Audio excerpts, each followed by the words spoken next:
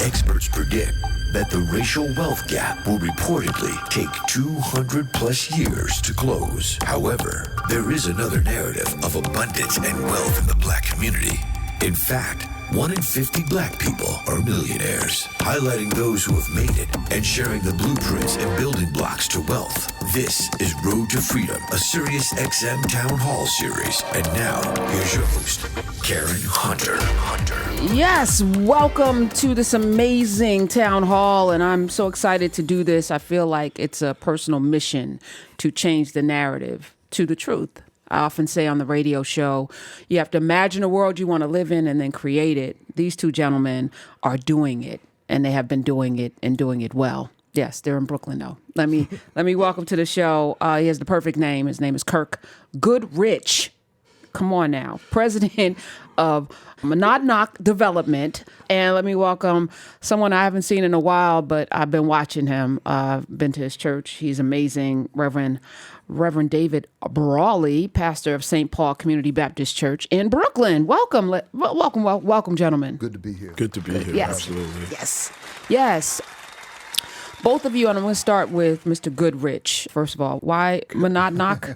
Why that? So the company was founded in the mid-'70s, and it was named after the Monadnock building in Chicago, which is an architecturally significant building. The founder of the company, Nick Limbo, is an architect by training and was fascinated by the building. So that's the origin of the name. Okay, and you were a baby then. So I can share my connection to the company is I got involved in affordable housing really as a teenager, inspired by the Nehemiah program in East New York and Brownsville. Didn't really know what was going on, but eventually studied affordable housing as a undergraduate at Cornell, and then eventually have spent my life doing affordable housing and got connected to Monadnock when I decided to go on my own as a developer more than 12 years ago, and they brought me in to really run their real estate development business. So I've been there almost 13 years now. Okay, but it's really about you. And it's nice. I'm grateful that you have a place to go develop. Watching during the pandemic, CBS Sunday Morning, that's my ritual, actually. I get up on Sunday, may make me something to eat, and then I turn on, Good Morning, I'm Jane Pauley. Right. And this. Yeah. So September 11th, I watched the whole thing, and then it gets to the end, the last 10 minutes, and there you guys are talking about the Nehemiah Project and what you've done in the community. And I was like, how did I not know that? I think I was there at I came to one of your Ma'afa events, and you invited me to speak. I was horrible. So let me just say, you didn't remember it, Pastor Brawley. Tim Wise was there that week. You're always phenomenal. Yes, I've developed, right? So, but I remember being in awe because Tim Wise was just amazing. And I was like, this church is dope. Nicole Duncan Smith invited me. I met Ian, so cool. He's a bus driver, and his daughter. And I was like, this is the community. This is what it should look like to live in a community and have at the center somebody like you shepherding it through. And I know you ride on not the coattails, on the shoulders of a brilliant, amazing man. Tell us about your journey coming to St. Paul's. Well, thank you again for this opportunity to share. Bishop Johnny Ray Youngblood, I believe, when I met him, he had such a vision and imagination for, I think, our people. And I think that that's what kind of drew me to his ministry. And I served with him for 15 years as his assistant. And now I've been serving as the lead pastor for the last 13 going on 14 years, trying to build off that legacy of prophetic community. You use the word community, and that just resonates so deeply for me. I think about the forebearers of our church who came from the South. We believe from South Carolina, 15 or so, who started St. Paul in Brownsville, as a matter of fact. And they wanted to create community up north.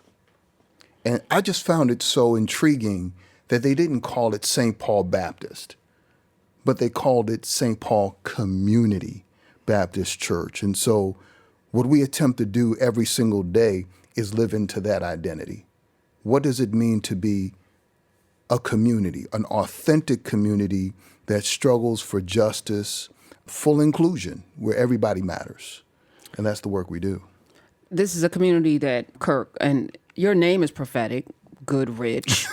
I'm sure you've heard this before. The Councilmember Barron often refers to that, sometimes in a good way or bad way, but yeah, it works both ways. You are a Goodrich. You are someone who, I was watching, this is the community that you were raised in? Yeah, not far. I'm from East Flatbush, which is next door to Brownsville. Okay, so it's East New York. But people who are not from New York. I was at the Daily News for 16 years. I remember there was a school shooting at Jefferson. I went out to cover that. That was in East New York. Yes. Brownsville area. Right. I did a piece on a young man from there. Went to his house, and I was like, oh, yeah. So you referred to it, Pastor Brawley, as the murder capital of New York at the time. It was very tense. And I'm from Jersey. I feel like, parts of Newark are just, I'll have an argument with people worse than parts of Brooklyn. But we shouldn't even have that kind of conversation, right? But you being in the heart of a place that was tense, how did you navigate that with the community and give people respite and some sort of sanctuary? I really appreciate your framing in terms of narrative and story, because stories shape reality. And that was the story of St. Paul, of East New York, of our community. It was called and dubbed the murder capital. But yet, there were great people living, making a living, trying to build community, living and doing life together. So St. Paul Community Baptist Church, along with other congregations, East Brooklyn congregations, came together to envision and imagine something different, something else, not to give into the prevailing thought that civilization, as a matter of fact, one elected official said that East New York was the beginning of the end of civilization. Our people changed that narrative. That's what I wanted to talk about today, right? This is a road to freedom. As I imagine doing a town hall series like this, first I wanted to change the narrative around, when politicians come to talk to us, they're always talking about two things: poverty and criminal justice reform. Most of us are not poor. As a matter of fact, it's about 24% of black folk live in poverty. So that means 70-something% of us are not living in poverty. And most of us have never been in the criminal justice system. So why are those the only two things that you talk about? Yes, disproportionately, but talk about the system that created that disparate way in which we are engaged in this country. Don't come talking to us about it, because we didn't create that problem. So let's now start talking about how we take back our stories and take back our power and take our freedom. And you guys have done this, and it took 40 years, which also means that there's a patience with the vision. You can't just have a vision and say, So let's walk through the blueprint of how the Nehemiah Project manifested into 1-point-something billion of wealth in the black community while all these other neighborhoods are gentrifying. You were like, no, we can have a haven right here with us, with the people who were here from the beginning. Talk about it. Yes, Mr. Goodrich. So I think the point you just made, Karen, is really important to me. Growing up in the affordable housing world, it's what I studied. It's literally all I've done. There's a tension in the affordable housing world now. No, I don't want to cut you off, but you just threw it out. Growing up in affordable housing. Meaning walk us through it. What did that look like for me? Kirk? I've said to Pastor and everybody that when I was a teenager, they broke ground on the first Nehemiah homes in '82. I was 14. My mom's coworker bought one of the early homes, and so I was aware of what it was before I knew it was a profession.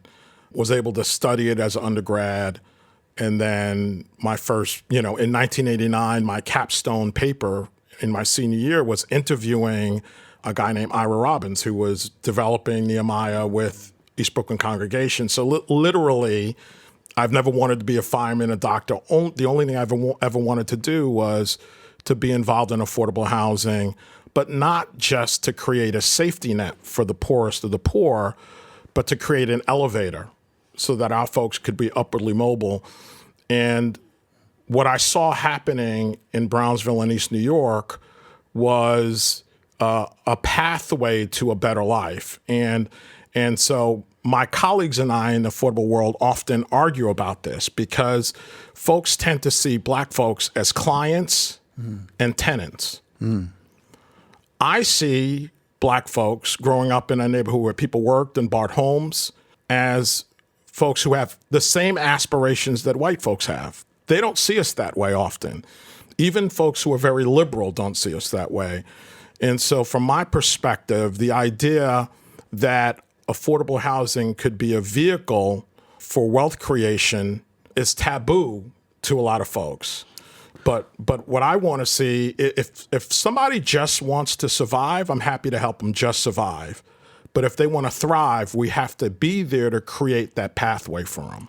Is part of it like the mantra, the language, affordable housing? When you hear affordable housing, folk I don't want it in my neighborhood. Correct. Dave Chappelle's gonna go. City, no.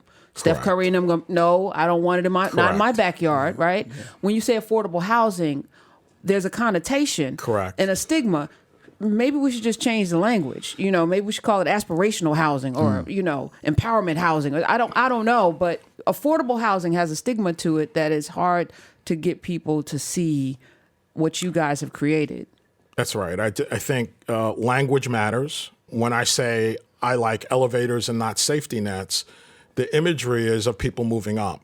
Often people use the term workforce housing, but I think the truth of the matter is when I was 20 and now I'm 55, I'm going on 55, when I think of who I'm working for, I think of the people who are working people who are the spine of the city. All those people who had to go to work during the pandemic, who were considered essential, that's who I'm working for. So if you're a cop or a firefighter or a nurse or a garbage man or a construction worker, sanitation worker, if you have to go to work when the rest of us can work remotely, you're the spine of the city. And we have to make it our priority to make sure that you have a place that you can afford to rent and a home you can afford to buy. And that's what East Brooklyn congregations pioneer. The idea that we want to make sure people can own in the neighborhood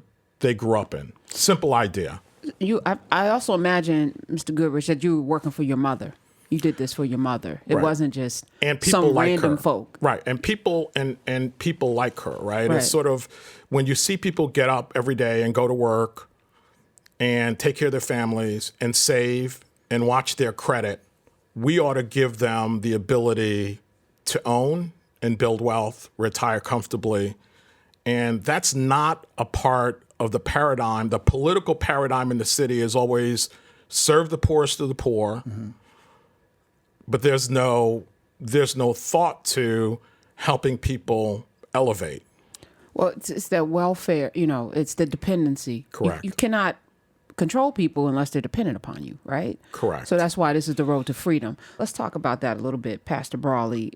As this project has now built out and people are owning homes and, you came in at what point in this and then how did it expand to where it is now? Yeah, I came into this understanding and reality in the early 90s when I became the assistant pastor at St. Paul.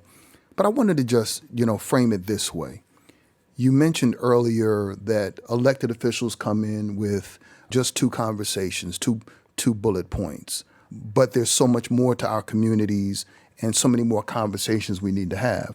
So how do those conversations actually happen? If we depend upon elected officials solely to frame all of our concerns and all the arguments, we have no say-so nor agency. What I love about this model, called community organizing, is that the people who are most affected have the opportunity to express what it is they want to see. Nothing about us without us becomes the mantra, right? Yes. And so Nehemiah, more than a housing effort, really started out as an opportunity for us to build power. And that began simply with people talking to each other. How revolutionary is that? People having a conversation, getting people into a room, having a one-on-one dialogue. What's happening in your world? What are you experiencing?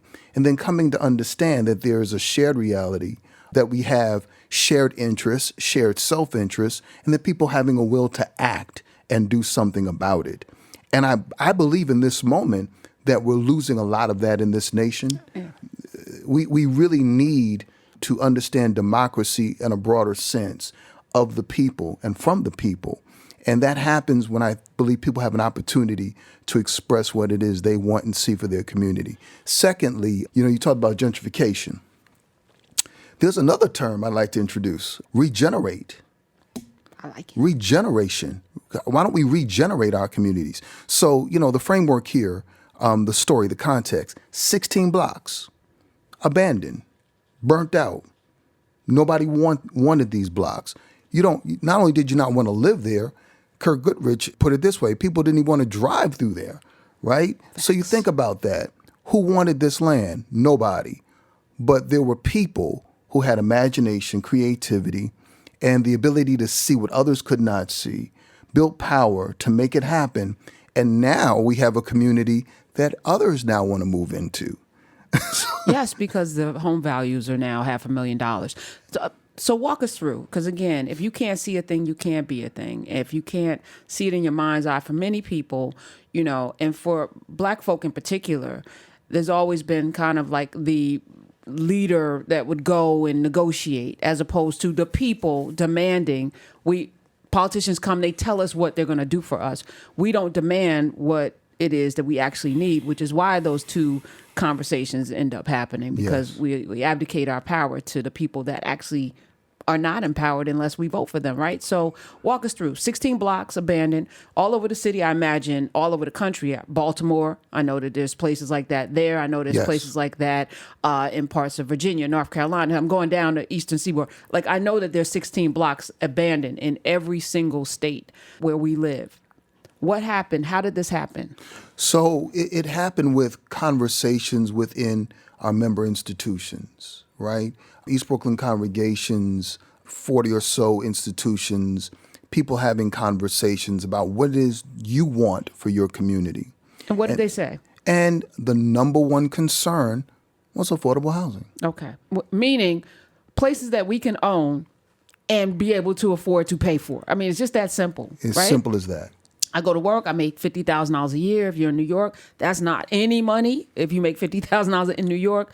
So a mortgage should be, maybe $1,500, $2,000. People are paying $2,000 to rent a closet in New York City, to rent a closet. $3,000. $3,000, I'm sorry.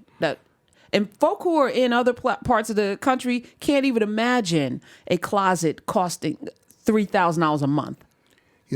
Putting a pin in that, you say, go back and tell the story, but it's actually still the same story.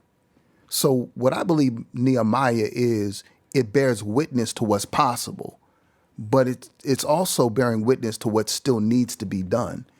We need tens of thousands. Kirk, you could speak to this in terms of the numbers, but we need thousands and thousands of Nehemiah projects throughout the country. Absolutely. This is why we're having this conversation, because I think there's nothing new under the sun. This is a blueprint. Okay, 16 square blocks. You went to the mayor at the time. It was it Koch? How am I doing?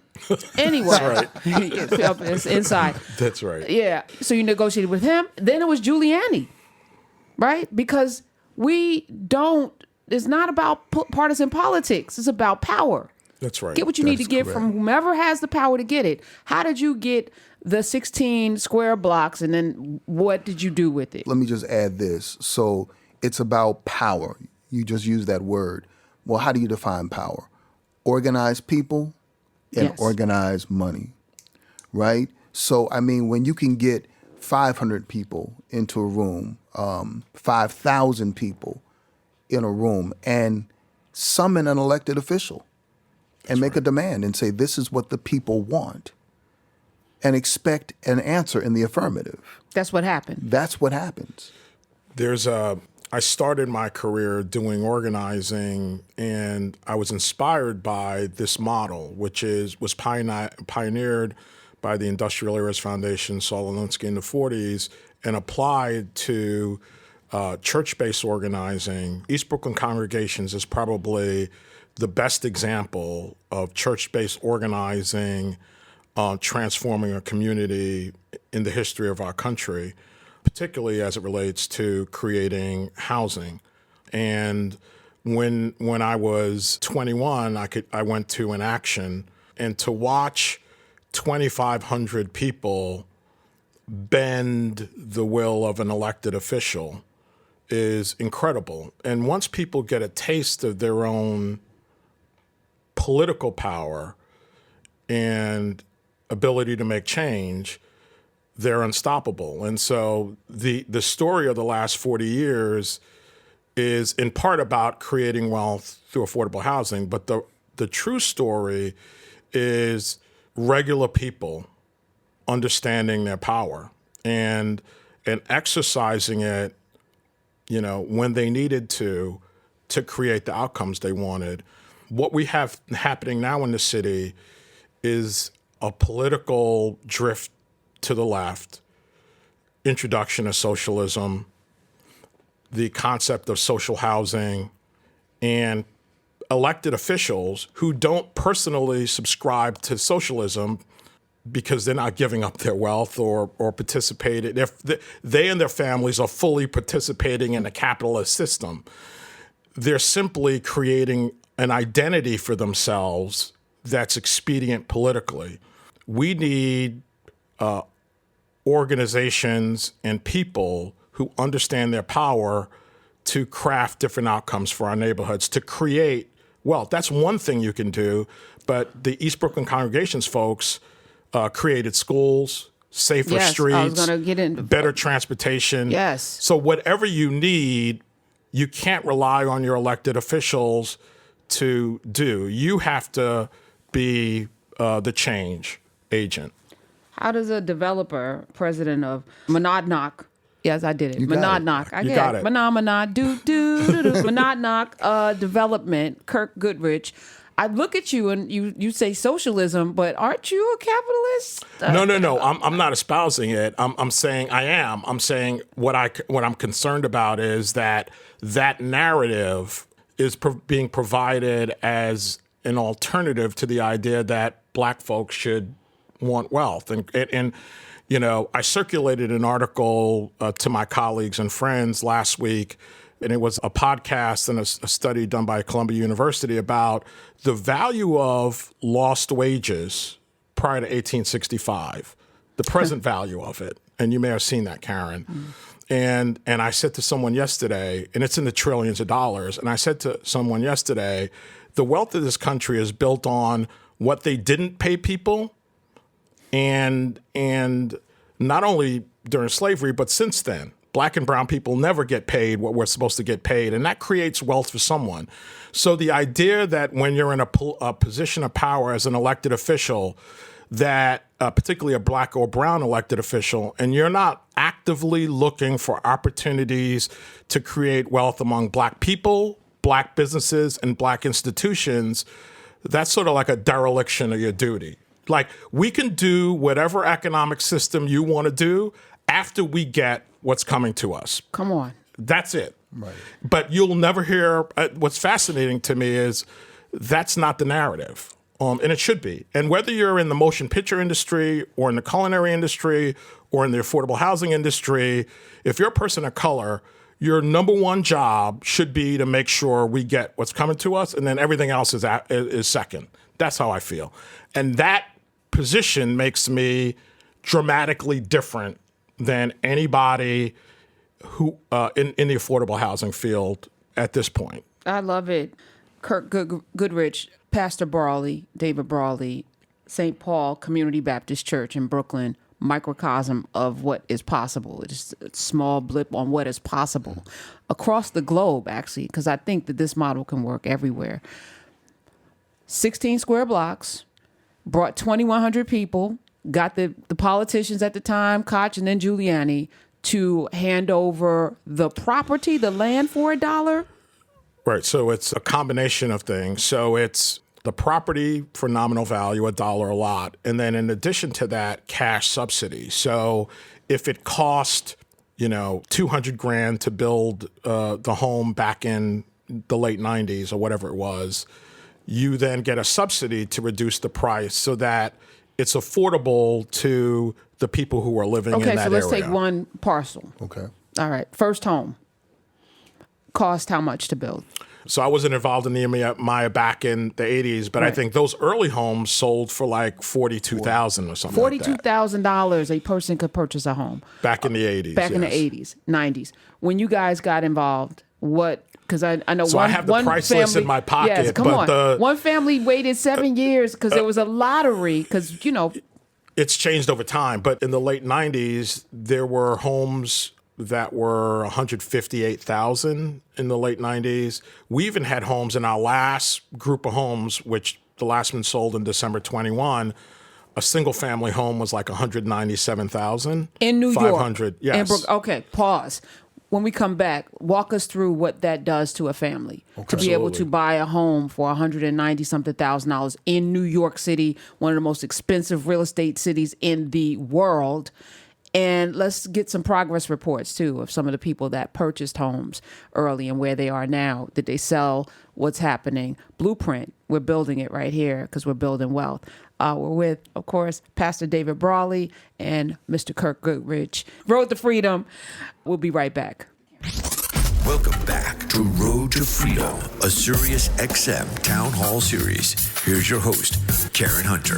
Yes, welcome back. We are getting a lesson in how you too can build a neighborhood, a community with just sheer will and desire and some money and getting the politicians gathered up. We're talking with Kirk Goodrich, Reverend David Brawley, the Nehemiah Project, 3,187 ultra affordable homes, 1,500 apartments, 80 unit senior living facility, quality charter school. I want to get to that in a second as well. Before we went to break, Kirk, you were talking about the home that sold 2021, 492,000. Describe it. Yeah, so there was a range. So there was there was a single family home. We usually have a range of prices to make it affordable to a range of incomes. And so we had homes in the last batch. I think we had 81 homes. The cheapest single family home was about $197,500, and then I think the most expensive, which actually was a two family home, might have been around $390 or so. But those homes, to build a new home in New York City is $500,000 or more, and essentially what the city has done for 40 years now is provide free land and cash subsidy so that when you buy the home, and I'm going to make the math easy, so in one of the examples I gave, if the home cost $500 and you sell it for $300, let's say, the city would put, and in our case we got state money too, but the public would put $200,000 of a mortgage on the home. That's a second mortgage. And between your down payment and your conventional first mortgage, you'd come up with $300,000. And the requirement is that you make that your primary residence. And then in the program that we've been involved in at Nehemiah, 1/15 of the city and state mortgage gets forgiven each year. So the longer you stay in, that second mortgage shrinks. So at some point in year 15 years in, you don't have a second. You don't have a second mortgage, Right. And so you're able to build wealth. Now there are other programs that don't have that extinguish, but the idea from our perspective from the very beginning was to create a pathway for people to own. Here's the tension. The tension is a lot of affordable housing advocates and bureaucrats say, well, wait a minute, I don't like that because some family is going to get a windfall. We want to make sure that home is available to a family that is a working family 30 years from now. And so they prioritize long-term or permanent affordability over wealth building. And my position is, if you look at how the city spends money, it's a right to shelter city. The budget for this fiscal year is $2.36 billion to house homeless people. We have money we're dedicating to NYCHA which is important. All of these things are important, but what percentage of the city's operating or capital budget is devoted to wealth building in Black and brown communities? It's negligible. So my position is, so what if a family gets a windfall? Yes. We're due that. Yes. Okay, let's take Florida and James Evans, right? They apply. They want to move out of a NYCHA That's place. Right. They work. James is a sanitation worker. Florida, maybe a nurse's aide. You know, they have 3 children. Correct. You know, JJ, Thelma, and Michael. All right. So they apply. How do they get a house? So the city's process has evolved over time, but it's really a lottery process because they want to make sure everything is on the up and up. And so you apply. Now it can be done electronically, and you're ranked just based on a random process. It's random. It's not based on what you do. Yes. It's not based on who you are. No, and then we just go through the list, and it's really heavily regulated with the city, and we go through the list and see who qualifies. Not everybody income qualifies. There's a range of incomes. Okay, what is that? So the typical income range is 80% of area median income, and for the listeners, and the median income is published by HUD. So, for example, in 2022, the area median income is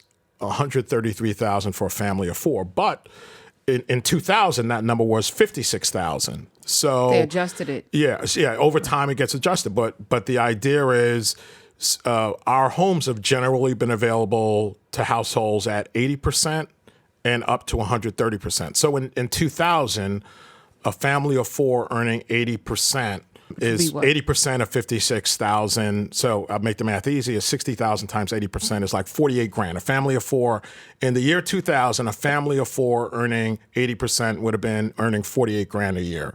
That number is obviously a lot higher now, but the idea is that these are people who are working people who are attempting to be upwardly mobile, and we're serving them. You can't be on public assistance to qualify. You can, as long as you income qualify. I mean, there could be people in your household, right? Because they count all the adults in the household. They could be people in the household who are on some kind of fixed income. Right. But as long as the total income in your household enables you to qualify, meaning you're not making too much and you're not making too little to afford it, you can apply and get it. So the person that purchased the one, I just need to go from beginning to end. Sure. $197,000 home. They qualified. What are they buying? They're buying. What does it look like? They're buying a conventional. It's a conventional.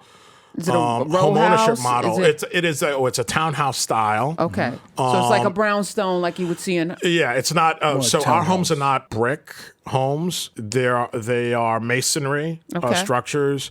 Happy to share images. Okay. Is with there you. a driveway? So there are parking pads on our homes, behind the homes, and the homes we've done homes over 40 years, so the style has evolved, but almost all of them have been row houses, and the sizes have varied because we've done single family homes up to 3 family. Okay.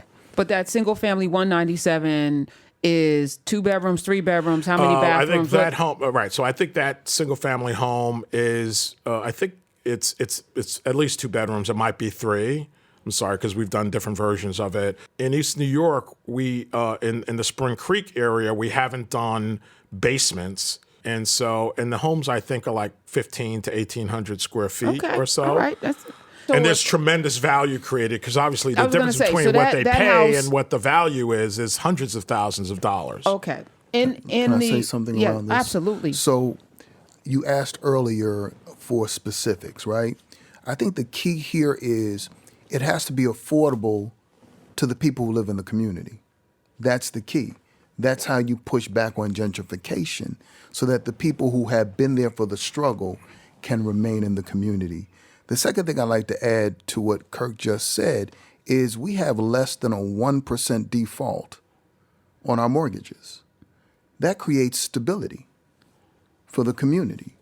And then, we can talk and have this conversation about impact, but I get to see it on a regular basis as a pastor when I'm invited into homes of my members and I see the care and the ways in which They embrace a sense of ownership of the community. There's nothing absolutely like it. So I just wanted to just share the math, will change depending on location. But the principle is it's got to be affordable to the people who live there. Okay, let's talk about one of those people. Ms. Plowden, she paid $120,000 for her home when she purchased it. She was the secretary or church clerk. And tell me about where she is now, how she's doing. Well, you may want to talk to her yourself. She would have a lot to share. She has been with us now for over 4 decades. Wow. She is the most veteran staffer at St. Paul. I was blessed to inherit her as an employee from Bishop Youngblood, but she was one of the original persons who encouraged us to do community organizing. And so she is the repository, if you will, of the history of community organizing, East Brooklyn congregations, and also for St. Paul. And we've given her the honorific title of Queen Mother of our village, and she wears that well. Yes. Her home is now worth definitely more than $500,000. Yes, $500,000. You can't buy anything in Yes. New York City for less than $500,000. In some neighborhoods, $600,000-$700,000 or more. So the impact of that, right? To now have a community of thousands of homes which are all worth north of $400,000 or $500,000 that people bought for south of $200,000-$300,000, Black, in a town, in a city, Brooklyn. If it was its own city, it would be the 5th largest city in this country, right? Mm-hmm. Of Black people, when all around is gentrified. Park Slope, everything around the stadium, the arena, gentrified. What are the markers when you come into your community now that didn't exist 20 years ago that people would say, hey, this is amazing? When I first came to St. Paul, we would do community walks, especially for Palm Sunday. And I would just be in the midst listening to people, and they would point out, remember that? That was a burnt out house over there. Remember that? They used to sell drugs out of that house. Remember? And so to hear the stories and the testimonies and to hear people bear witness to what it was to now what it is, now you see well manicured lawns, you see foliage, you see cars in the driveway, you see smiling homeowners out in the yard, people who now have backyards. You see homeowner organizations who are willing to upkeep and maintain the community. Without a doubt, you immediately notice the difference, and you see the difference as soon as you turn on a block. And let's talk about policing, right? Because I feel like, again, everything branches out. First, you control where you live, and you control everything that comes with it, from the schools to the police to the healthcare, right? So walk us through what that looks like, because y'all were heavily policed. I remember 30, 20 years ago. Now, what does policing look like in the community? Well, we believe that Nehemiah has had a profound impact on public safety. One, because, you can feel the difference in the community. You see the value has gone up, and there's much more care and concern from people who live in the community. So that's one thing. The second thing is... Meaning that they're not just going to let you come in and you're not just going to come in and do whatever you want. As a matter of fact, we have homeowners who are organized who meet regularly with the precinct commanders to tell them what's going on. And as a matter of fact, one of the things we do as a prophetic community, any member of our community can come to our church and let us know what's going on in the community. And we're glad to host a meeting with a precinct commander and give information. And I will also say this, one of the things you quoted, 80 units of senior housing. It's more than that now. Kirk, you just built some. Right, that's right. Yeah, we're doing more. We're doing another senior building, and so we're going to be doing. Pastor and I just got an approval to do another 190 units of senior housing. Let me just underscore how important that is. Some communities stow their elders away. No. We keep our elders. Our elders usually stay with us, right? To have a community that has within it a place that assists people as they age, Yes. and give honor to them, like Queen Mother Plowden, that allows for them to be still part of the community and give that wisdom and still have that connection and not be tossed aside because you've now aged, seasoned.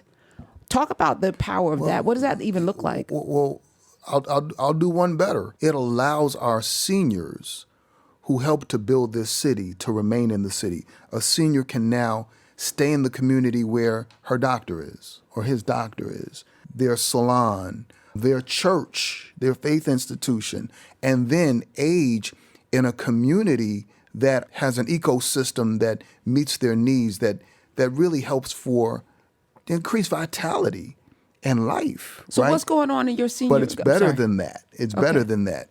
If you want to know what's going on in our community, ask the seniors. They can tell you what's going on. Their intel is impeccable. So you want to keep the seniors in the community, and then just on the an Afrocentric centering, as you said, we keep our seniors with us because there's a valuable exchange of life and information that can happen with our seniors giving us, our elders giving us wisdom, and also being there for our children.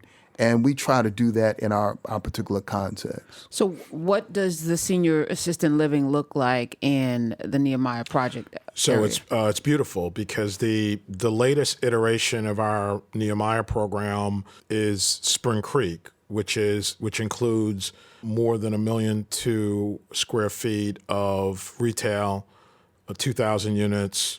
We have another 800 units or so to build, but the senior buildings, one is built and one we're going to start hopefully in the next year, is in the midst of the home ownership. It's not on the outskirts. And so it's part of an integrated community, suburban style development. I always tell folks that when I go into Spring Creek, which is the latest iteration of our work out there, I get emotional because it is the best example of community transformation I've ever been a part in my career or seen.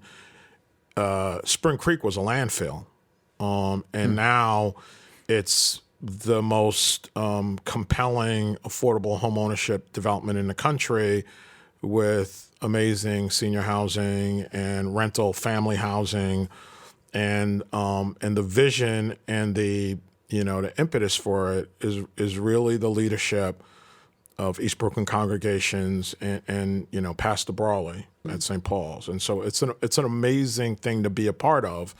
What's fascinating is that it's not something our elected officials in the city view, or the leaders in our housing community view as something they can replicate, because I think they lack imagination. What we ought to be doing is helping people buy existing homes in their neighborhoods. They say, well, there's not a lot of land like there used to be in the 70s and 80s. Well, how about providing that same subsidy you gave people to buy new homes, to buy existing homes in that neighborhood, or in Ozone Park, or in Allerton in the Bronx, or in Jamaica, Queens?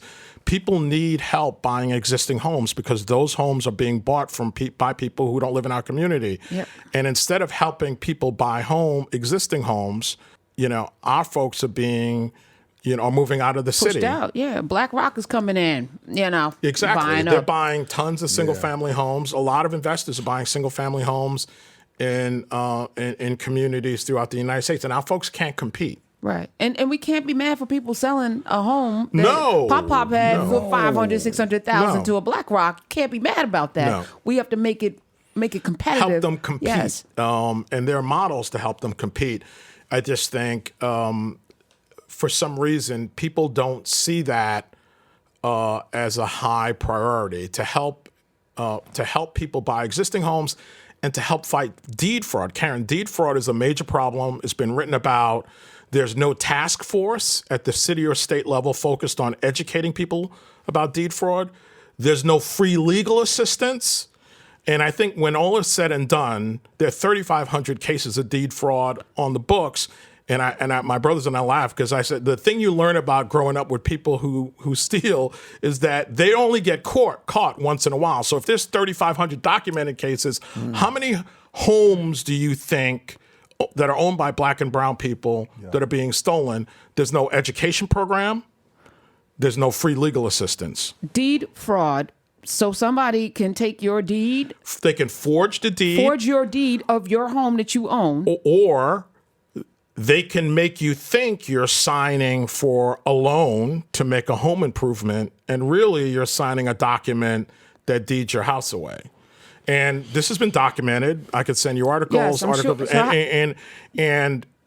I actually shared it as a priority. I shared the idea of buying existing homes and fighting deed fraud as part of a larger group of folks in the transition team. But the homeownership efforts that have been pursued at the city and state level have really focused on community land trust, which is a form of social housing. It's almost like the John Belushi sketch, cheeseburger, cheeseburger. I say, hey, I want a fish sandwich. They say cheeseburger. I say, what about fighting deed fraud? They say, what about land trust? I said, what about helping people buy their own home in this neighborhood, conventional home ownership? They say, what about land trust? Like, land trusts are not the solution to the problems we face, and land trusts won't help black and brown people build wealth. It's a fine idea and program, but it's not a substitute for black wealth. That's right. That's right. Finally, schools, right? Mm-hmm. So you have homes, you have rentals, you have senior living. Correct. That's extraordinary. Charter school. Oh, that's scary for people. It's like, oh, charter school, that's a problem. That's talk about it. Talk about it, Pastor. So I wanted to just go back to, you talked about building an entire community, and it's more than just housing. It is. So you talked about public safety, but also education. So in the Spring Creek area, we have a school. We have 3 schools, right, on a campus there.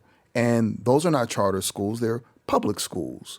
So, I mean, we're also an advocate for public education, but also all options are on the table in this moment for our children, right? And so on the campus of St. Paul, we have a charter school that we chartered for black and brown boys.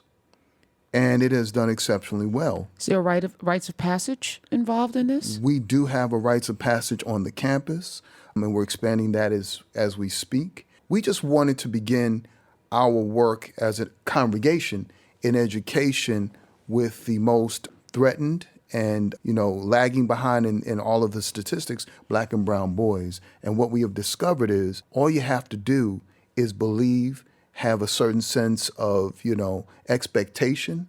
And for 5 years or so of our existence, we have been a state-recognized school for black and brown boys. Imagine Me Leadership Charter School. I just want to get the name out. I love it. It's done very well. I'm for education. I don't care how we get there, and the kind of education that centers us. Before we go, there is a financial windfall when you invest in people. So this is, yes, I'm sure, Pastor, you're altruistic and you're, centered in God. That said, Kirk, you're a capitalist. So you have seen the investment in people come back so many fold. Right? Absolutely. I think there's nothing better than impacting the lives of folks, particularly in communities. Brooklyn is my home. I still live in East Flatbush. And at the same time, earning, a good living. But I think as black folks, if we are participating in the capitalist system and whatever business you're in, my friend and colleague Malik Yoba says we got to be able to lift and climb at the same time. So, other folk can just climb to the top, take care of their kids, and retire comfortably. I feel we have an obligation, if we do well, to make sure other folks of color are mentored and lifted up as well. Let me just also add, Kirk, because you've said this before, also a healthy community has stabilized institutions. And so building wealth for families is also a benefit to congregations, congregational health, economics, tithes and offerings. Bring ye all the tithes into the store. I mean, but when people have wealth, they can invest more in institutions that stabilize the community. Correct.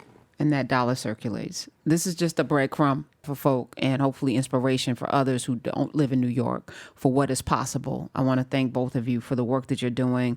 Guys, you can check out Nehemiah Homes, the Nehemiah Project, and you can check out, of course, Reverend David Brawley. You can go to his church in East New York, St. Paul Community Baptist Church, and, of course, Kirk Goodrich, president of Monadnock Development. And thank you guys for being here. I appreciate you so much, It's been my Karen. pleasure. All Thank right. you. Road to freedom.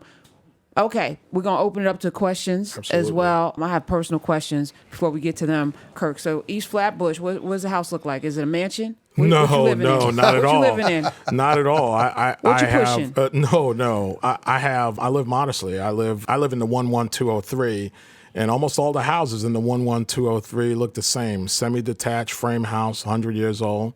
I've been there since 2002 in that particular house. You know, there's something about, I live 9 blocks from where I grew up. There's something magical about being close to home culturally with friends, family. And it's important to me to be accessible. As a Christian person, I told somebody the other day, the greatest lesson about Christianity is never taught, which is how accessible Jesus was. He was everywhere. And so, to be available to family, to friends, they don't have to look for me. We're doing a project in East Flatbush right now on the grounds of Kingsbrook Jewish Hospital. So I love East Flatbush. And to be clear, you're a millionaire. No, I'm not. To be clear, on Pastor Brawley, on don't come on, Kirk. You on paper, I think I've done okay. Why don't we like to say that? No, right? because saying? if you're in the real estate world, particularly doing what I do, affordable housing, it's in a liquid sort of thing. The money's constantly moving, but so I Pastor think I'm Brawley, happy. You're a millionaire, right? I will say, own. I don't know that I'm a millionaire. Yeah. I will say this, that the aspiration of my father for his son, I said, what do you want for your son? That you might be able to eat what you want to eat and go where you want to go. And I've checked those 2 boxes. I'll just put it that way. All right, y'all ready to ask the questions?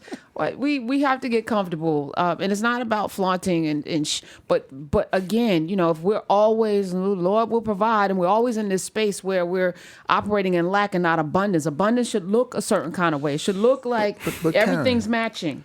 But Karen, but Karen, I think my greatest joy is I've helped others to become wealthy. That's it. But this is what community looks like. If I'm rich, everybody around me should be rich.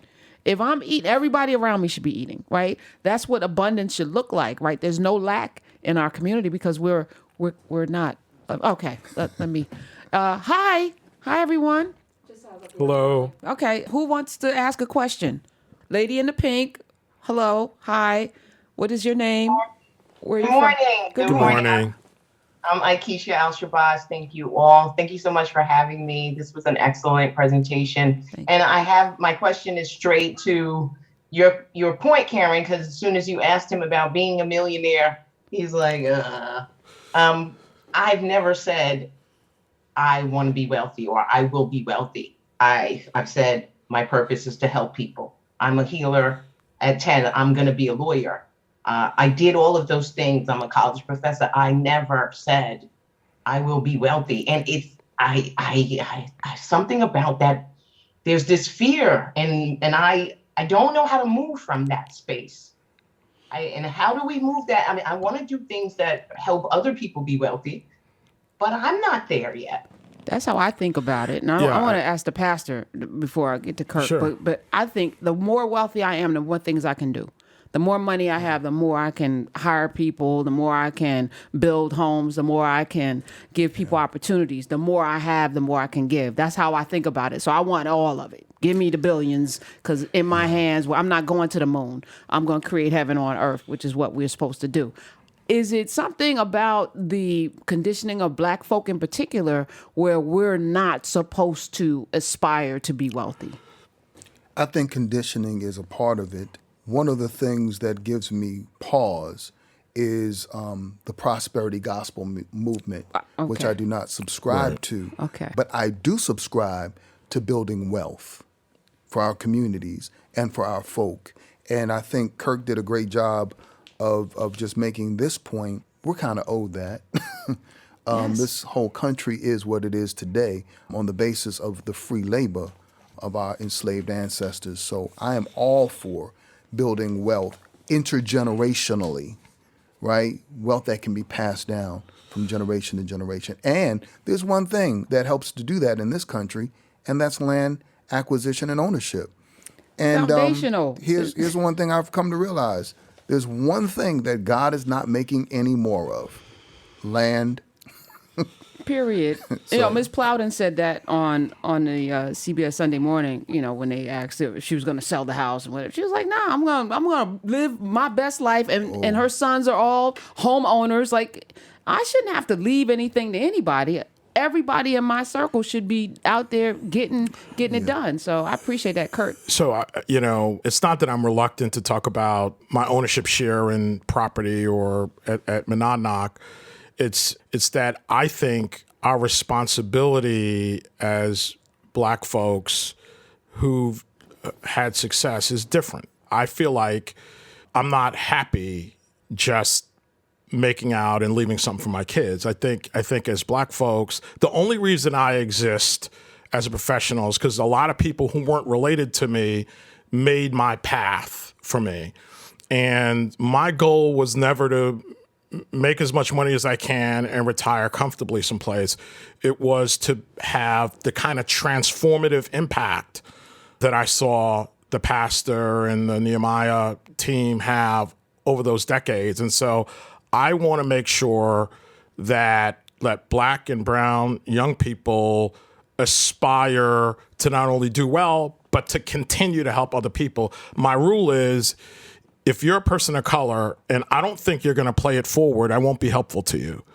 It's important to me that you pass it on, that Absolutely. you lift and climb. Because if I think you're just going to do what you can do for yourself and your kids and no one else, I don't really have an interest in being helpful to you. That's just my ethic. This is how I operate the show, the channel. This is why I do this series, because if your only reference is a basketball player or a rapper or some, influencer on Instagram, and we don't get to see the everyday regular people who are out there doing the things that you're doing, Kirk, doing the things that you're doing, Pastor Brawley, then that's the only thing that our children have to look forward to. And the fact that you have in your community people who own homes, people who rent, folks that are seniors, all in the same place, which is how we were forced to live before desegregation, whereas kids could see, oh, there's a bus driver here, there's a lawyer here, there's a doctor here, there's a teacher there. That's right.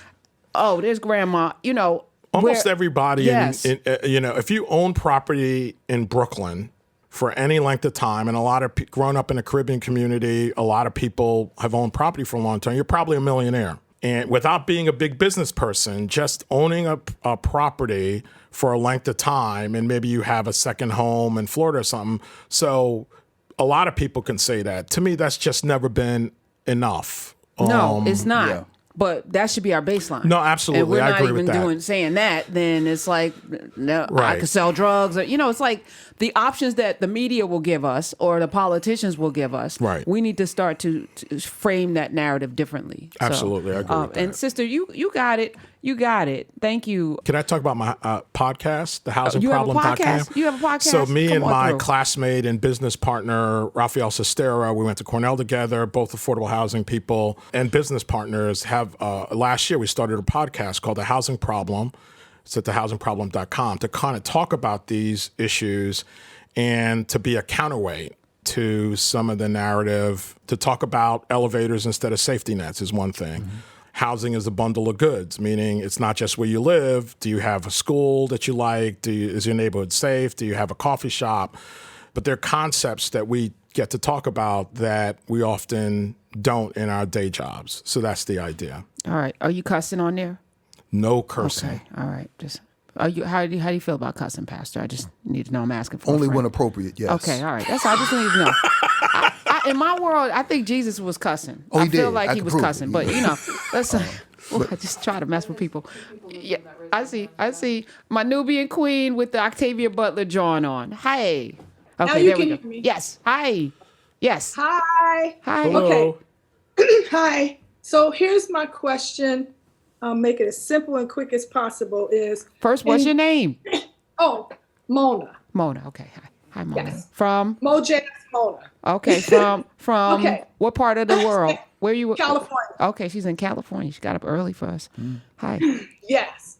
So you have affordable housing, and you have, when I say affordable housing, I'm going to detail it to first-time homebuyer programs, right? Is there a reason why in some cities the second mortgage has been canceled, where the family is only paying for that one mortgage, whereas in other cities they don't knock off the second mortgage that has been attached? I hope I'm asking. Kirk talked about I understand. That. So there've been different programs in New York. There've been multiple different programs. Some people might remember the Mitchell-Lama program, which was cooperative ownership, really no wealth building per se, but there are to answer your question, there are a variety of programs, and on one end, you could have a situation where the second mortgage extinguishes, and as a homeowner or apartment owner, you have the ability to earn maximum amount of wealth and equity. On the opposite end of the scale, there might be a situation where you can earn very little, either because programmatically the appreciation is limited, or because permanent affordability is part of it. And so it's a continuum. The question is, the people who are the policymakers in a particular city have to decide what their goal is. And the point I was making earlier is we've moved from a place where as a city, we felt it was okay for people to earn wealth in the early, through the Nehemiah program, to a place now where we feel like community land trusts and limited equity co-ops and things that create long-term affordability are more important than wealth building. So by keeping that second mortgage on, if I wanted to sell this place for $500,000, the second mortgage is attached. Right. So to you it, would so have it to, doesn't- like, yeah. it has to roll over, or there are regulatory agreements that say you can only earn a certain amount of appreciation, or that you have to sell to somebody who is at the same income level you are, which are all mechanisms to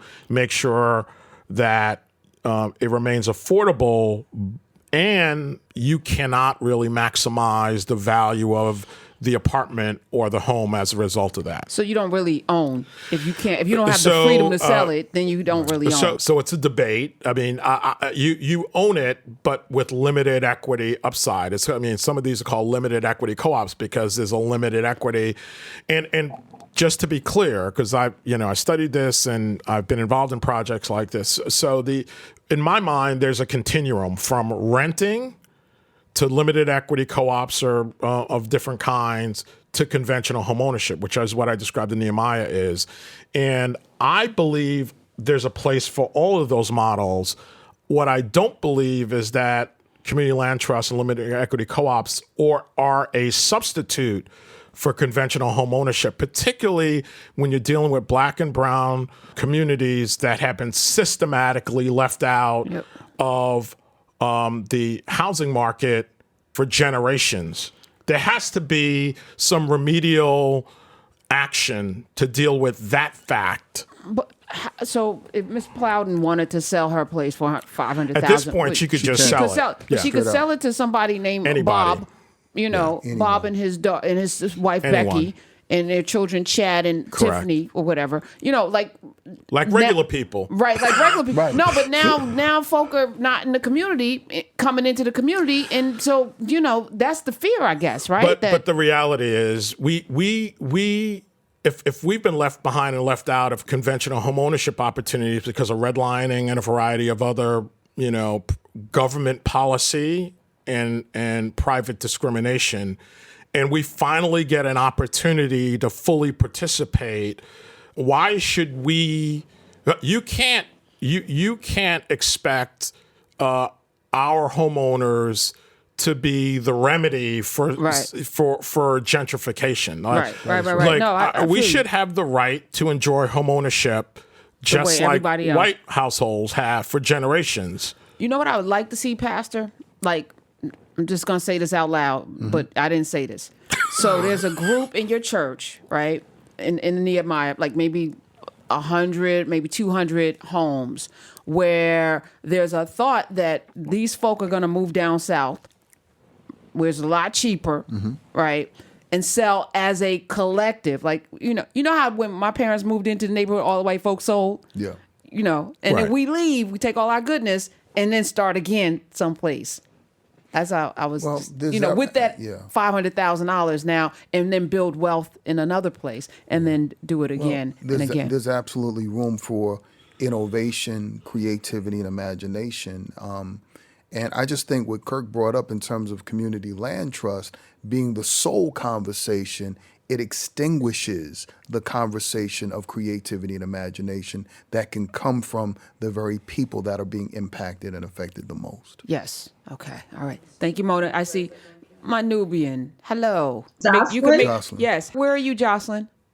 I'm retired in Tampa, but I'm originally from Baltimore, and I'm actually at my daughter's home in Baltimore. Okay. Okay. She's got comfortable seating. With my family. Nice. Yes, I thoroughly am enjoying this because I love real estate, and I'm actually in a senior affordable apartment in Tampa now. Oh. However, I've owned properties before. As a matter of fact, I'm a fourth generation homeowner when I thought about it.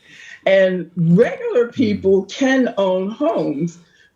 We just have to get our mindset together to know that you can do it. And I've helped people, clerical people, how to, show them what to do, what to look out for. My question for you is there a program or part of the component of the program where they learn about maintenance of a home? That's a good question. So typically when we build a home through the Nehemiah program, there's a binder that includes warranties, roof warranties and other warranties, and there's a maintenance guide. And in addition to that, on site, we have offices in one of our senior buildings for the Homeowners Association and East Brooklyn congregations. And so we have on-site resources to help people. Typically, we have folks who can be helpful in a variety of ways. But I think one of the important points you bring up is, the concept of homeownership preservation, which was part of the conversation in the mayor's transition, is really important because there are people who own homes, have a ton of equity, but don't have the cash. That's kind of what I was referring to. You said, you're a millionaire. It's possible to own things and not. My mother was like this.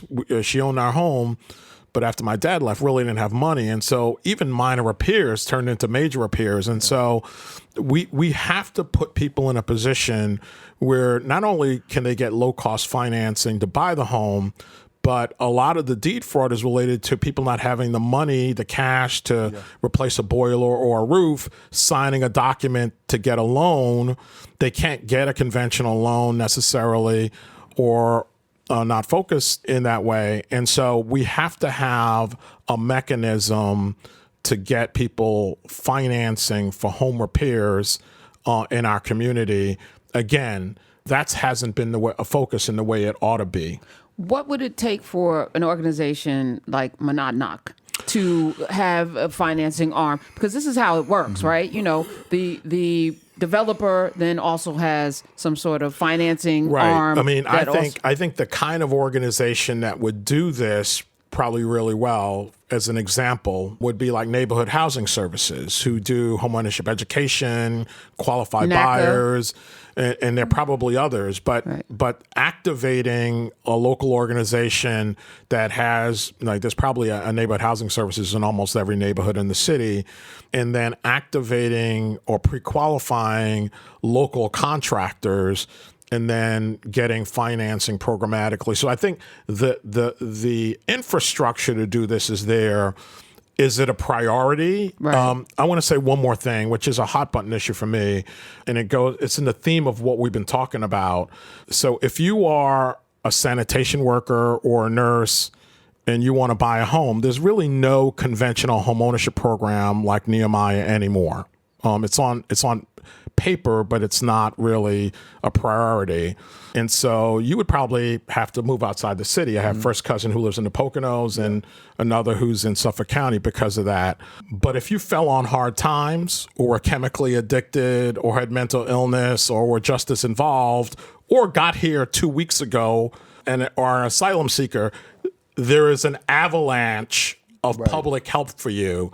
But if you want to buy a home in your neighborhood, there is no city or state program that could help you. And so a affordable housing world that doesn't help people who are working people buy homes, but has an endless array of programs and funding to house people who got here a week ago is perverse. And it doesn't mean I'm an immigrant, right? My family is. So it doesn't mean I'm not speaking against them. I'm saying there needs to be a balance between safety nets, which is why and we have elevators. the friction we have now, because you're like, how? And it does look ridiculous, right? That there's nothing for folk that have been here. Let me just say this. Every time I'm, paired with Kirk Goodrich, I get mad. He brings up more issues for us to think about and to fight through. But I just wanted to shout Jocelyn out one more time. Happy birthday to you. Happy birthday. And thank you. What a blessing. For sharing your story, 4 generations of home ownership. Kids own their homes too. They're in the multiple property stage now. So I'm like, woo-hoo. Well, let me just say this. I just had the opportunity to do some ancestral work and found out that my great-great-grandmother, Mary Thomas, in the late 1800s, owned 15 to 20 homes. Wow. Right? So that's legacy. That's our legacy, right? It's in our DNA. It is possible. Sometimes I think what we have to do is think the past into the present. Amen to that. Did we have one more, you said? It's me. It's you again? Yes. Okay. All I'm right. from New York. I didn't say that. So let Okay. me say that. Okay. I'm from New York. I grew up in Jamaica, Queens. A couple of things that were mentioned. And I did want to speak about the deed fraud because I heard the pastor say that there's nothing being done about that. Kirk. And in New York, we have ACRIS, where I don't know other states that have ACRIS, where you can actually go online and get a copy of your deed. But I would like to volunteer. If you're ever going to do something for deed fraud, where we teach people what it means to hold a deed as joint tenants with right of survivorship, as opposed to tenancy in common, and married people who hold it as tenancy by the entirety. And so they understand, because I think that piece is missing, because what I'm seeing now as an attorney here is that there's a certain segment of people in Brooklyn that are moving in on, when Queen Mom passes, the kids don't really know what to do with the house or how they got the house. And people come in and they have them do what you just suggested, sign this and sign that. And the next thing you know, you are now tenants in common with these people in this house, or you signed away your house. So how is there anything being done? You guys doing? I'm told, I was at the state, up at the state on February 8th for Lobby Day, and I was told by State Senator Brian Kavanaugh, who's head of the Housing Committee, that he and Attorney General Tish James were focused on this and something was forthcoming.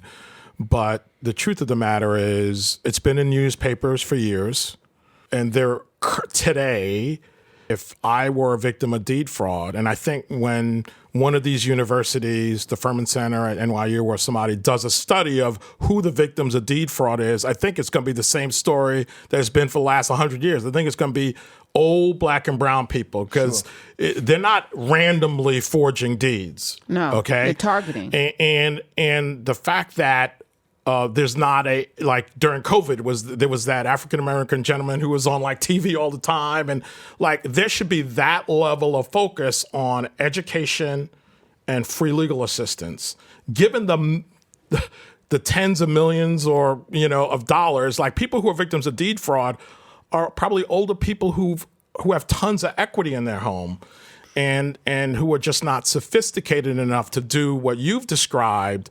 And I just feel like it's such a public policy miss to not have free legal assistance and ongoing education.